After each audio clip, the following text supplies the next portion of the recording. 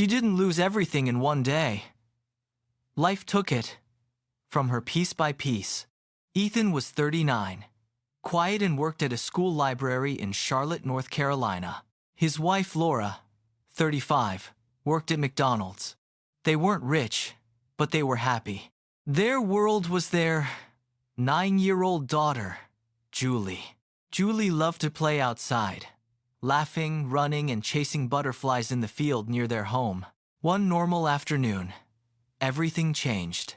Julie came running back home, crying. "Mom, it hurts." Laura noticed the snake bite on her leg, but didn't realize how serious it was. Within seconds, Julie collapsed. Laura panicked. She picked her up and ran to the nearest hospital. But life doesn't wait. By the time they reached, Julie was gone. When Ethan heard, he rushed to the hospital. But it was too late. Their only child, their only happiness, was gone. Laura broke. She quit her job. She locked herself in Julie's room.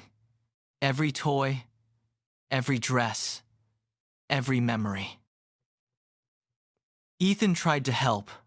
He talked, he waited, he stayed strong. But pain doesn't listen. Days turned into months. Slowly, Laura started coming back to life. But then, another storm hit.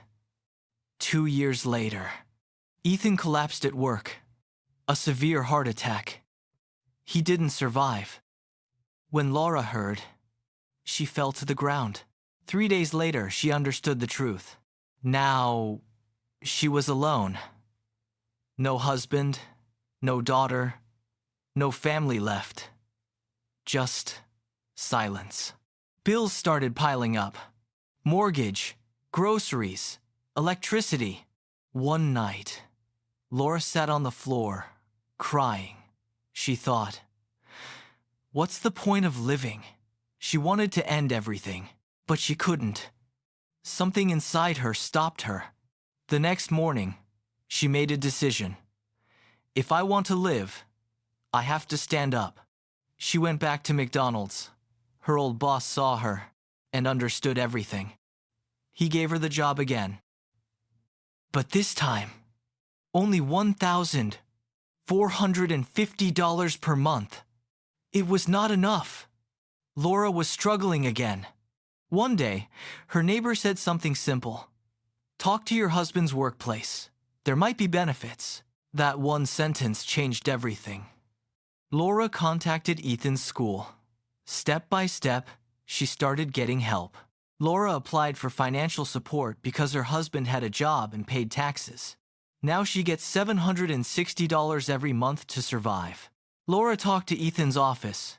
They told her about his insurance and savings. She received $50,000, just enough to cover the biggest bills. Laura applied for food and health support programs. Now she spends less on groceries and hospital bills. Slowly, Laura started rebuilding her life. Not because life became easy, but because she chose not to give up. If this story touched you, share it, because someone out there is fighting silently. And maybe this is the message they need to survive.